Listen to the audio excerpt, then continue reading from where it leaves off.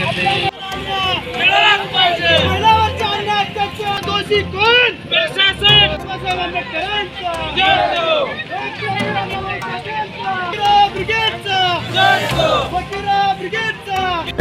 लोहारा तालुक्यामध्ये महिलांवर अन्याय अत्याचार वाढलेले आहेत।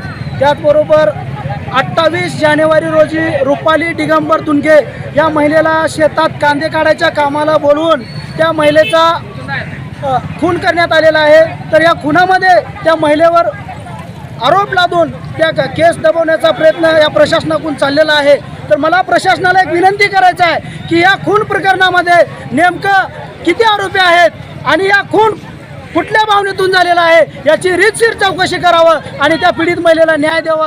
का तर माझ्या महिलेसोबत घात झालेला आहे, त्या महिलेला कमीत कमी 4 ते 5 लोकांना मारलेला आहे असा आमचा आरोप आहे। आणि स्वतः त्या महिलेच्या पतीचं म्हणणं आहे माझ्या महिलेच्या चरित्रावर शिंतोडे उठवले चाललेत। तर याच्यामध्ये चौकशी झाली पाहिजे आणि नेमकं हे खून कुण्या कारणावरून झालेलं आहे याची पुनर्चौकशी झाली पाहिजे आणि आरोपीला फाशीची शिक्षा झाली पाहिजे।